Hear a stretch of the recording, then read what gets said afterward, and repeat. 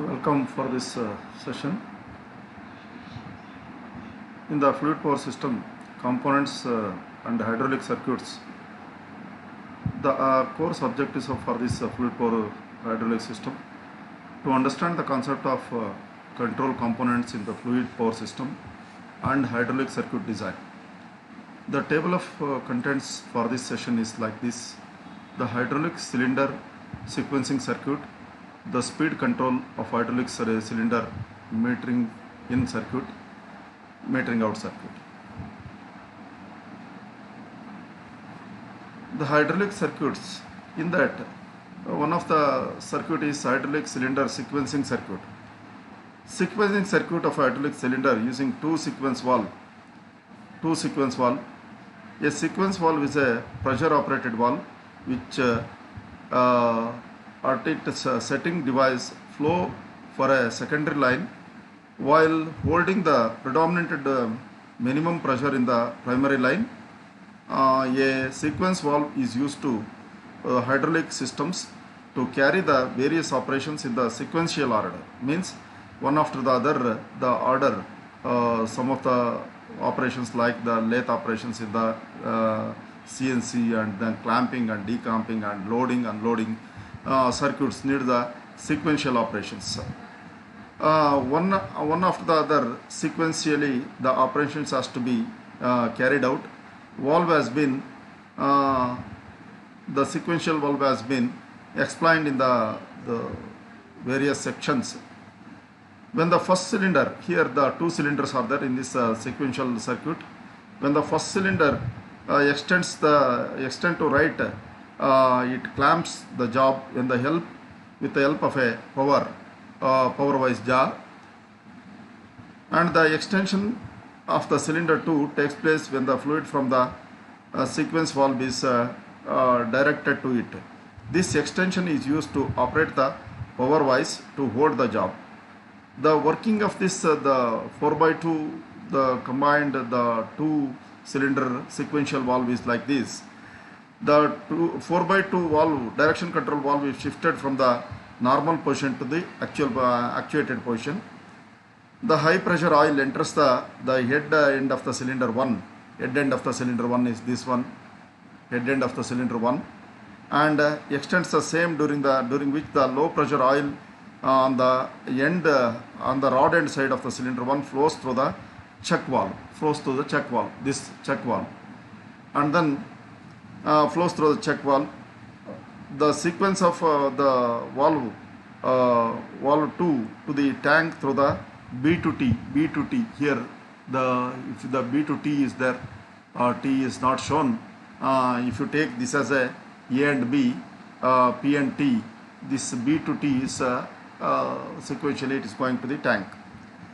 At the end of the extension cylinder 1, the pressure of oil increases and flows to the head end of the cylinder 2 through the sequential valve 1. The sequential valve, these two are the sequential valves.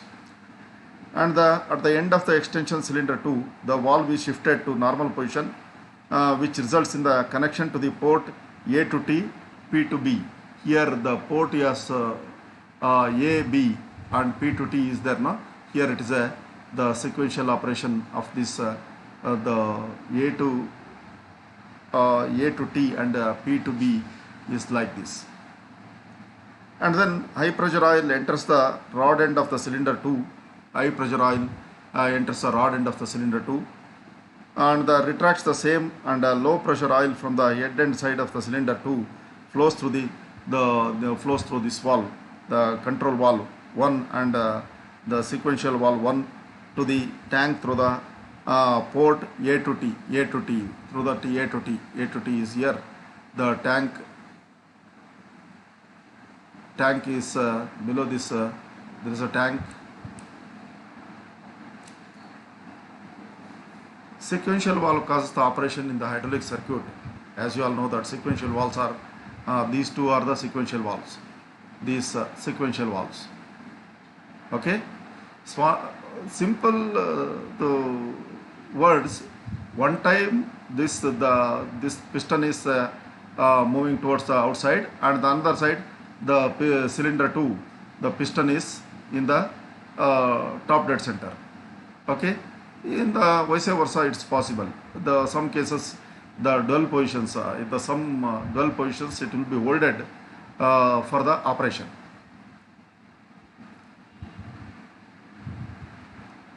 When the direction control valve shifted to the its left envelope mode, the left cylinder extends completely. Then the right cylinder, right cylinder extends.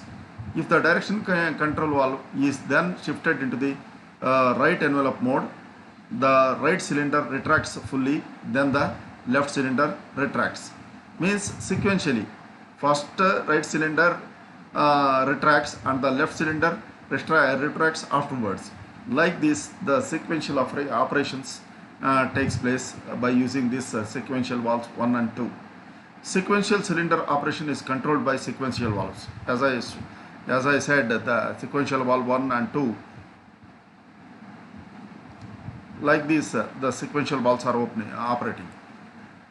The sequence can also be performed using the one sequence valve, provided the sequence of retraction in the cylinder is immaterial. But using the two sequence valve even retracts its sequenced in the reversed order. That is, the C2 followed by C1. Pressure variation in the cylinder during the sequential operation is just like a sinusoidal wave. It is pressure variation will be there. That pressure variation is not needed for your syllabus. Afterwards, one more important topic is speed control of hydraulic cylinders. The speed of the any one cylinder or the circuit is very important in the designing of hydraulic circuits, because any one cycle the required the speed should be there. Otherwise, if the overspeed and then the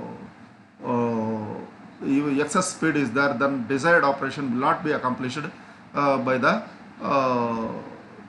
designing of this hydraulic circuit. The speed of the actuator can be varied by varying the flow rate.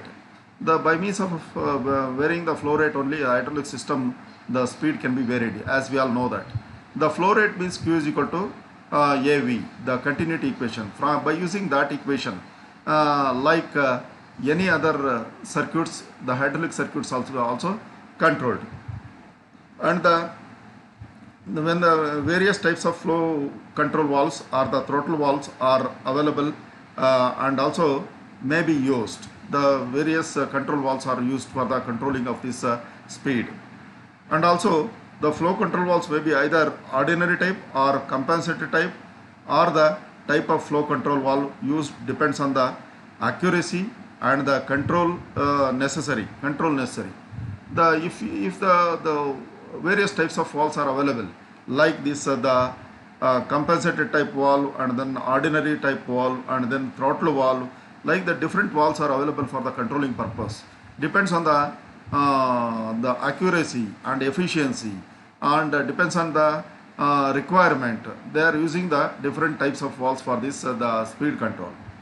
Variable displacement pumps can also be used for the control of speed, because the controlling the speed not only by valve, by using the various types of pumps also the controlling is possible. And also when the many varying loads are to be controlled, then the individual speed control is adopted, and the simple being used in the throttle valve. Simple thing is a throttle valve. This one is a metering in. Here the metering in circuit is nothing but the whatever the flow into the cylinder will be controlled. The speed of the speed will be controlled. Speed of the flow is controlled at the time of entering. So the throttle valve is fixed here, and then 4x2 valve. This one is 4x2 valve. See here. Here is the pump, and then this is a pump, and then this is a oil tank, and then it is a reverse also one more the pump, one more tank is there, it is not shown. the load will be applied by using this retracting this the rod. Okay.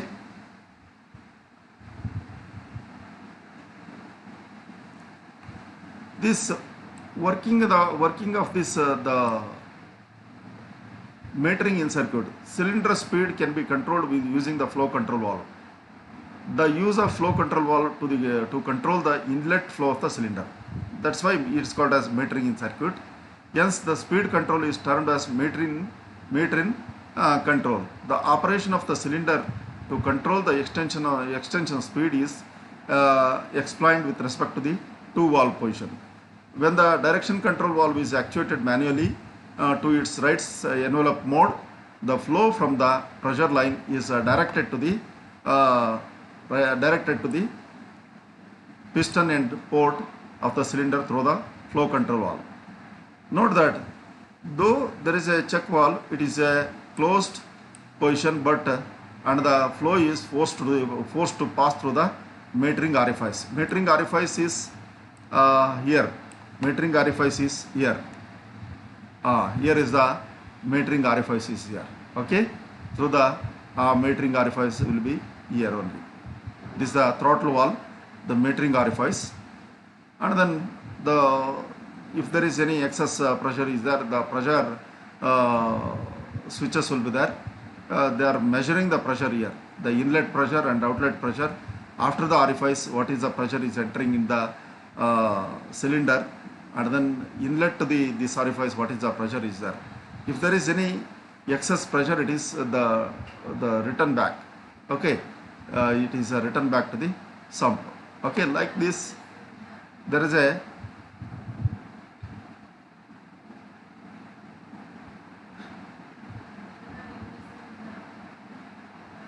to the inlet port. Hence, the extension speed of the cylinder is controlled. When the direction control valve is actuated manually to the left envelope mode, the flow lines are reversed. The pressure line is directed to the rod end port in the cylinder, while the piston end port is connected to the tank line. The cylinder retracts as the flow enters the rod end side port. At the same time, the flow from the piston end and passes through the flow control valve.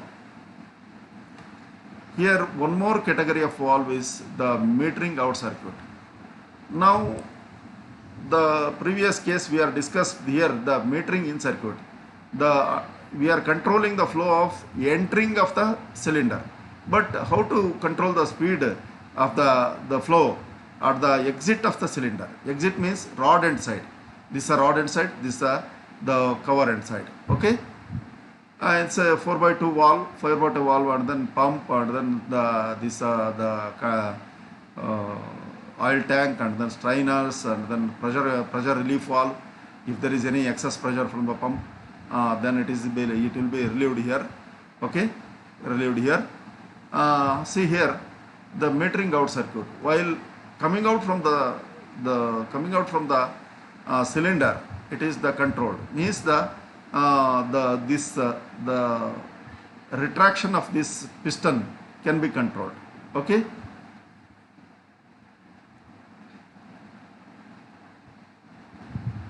See, when the direction valve control valve is actuated manually to its right envelope mode, direction control valve, it is a right envelope mode. This one is the direction control valve.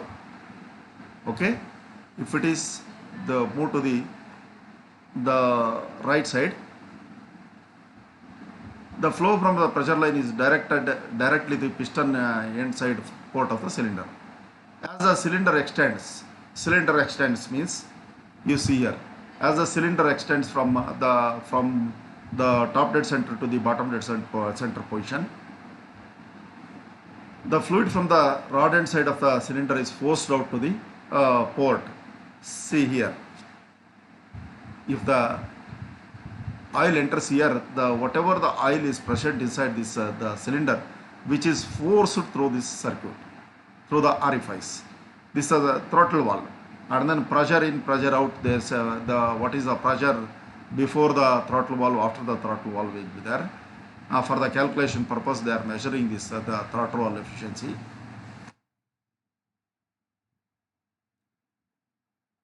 As the cylinder extends, the fluid from the right hand side of the cylinder is forced out to the port.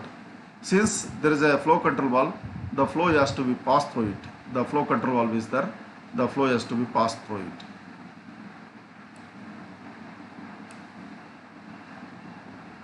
As there is a restriction to the flow through the flow control valve, the flow rate is metered. Though the piston is pushing the fluid out with a full force, it is resisted by the flow control valve. Hence, the extension speed is controlled.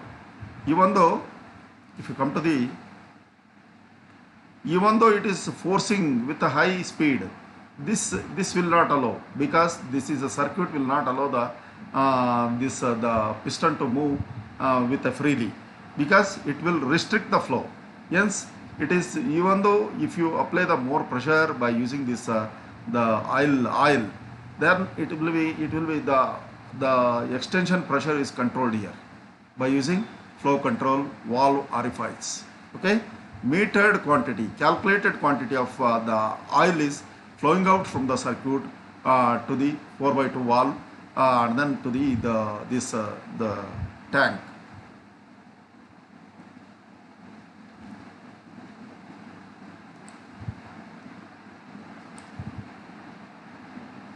The pressure line is directed to the rod end side of the cylinder. Pressure line is directed, while the piston end port is connected to the tank line directly.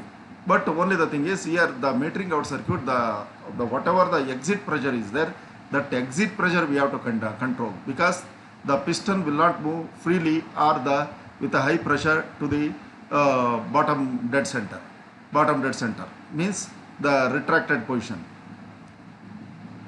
while the piston end port is connected to the tank, because the piston end is port we are not interested, because the some quantity of the flow is we are connected to the top dead center. The fluid under pressure enters the rod end side port through the flow control valve, but bypassing the orifice. Even though bypass,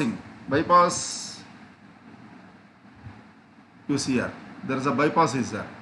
Even though by bypassing also we can pass the oil. If there is a we don't need this control of the speed, we can bypass by using this one direction control valve.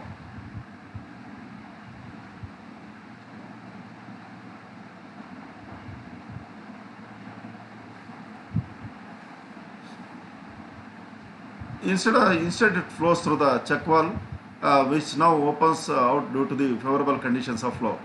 There is no restriction of flow through the check valve in this direction. Hence, the full flow enters a cylinder and it retracts the full design speed. At the end of the session, students should be able to visualize how the flow, the control components of the fluid power system works and accomplish the function. These are the references, like the different sessions, whatever the references we are used, the same references are there. Thank you.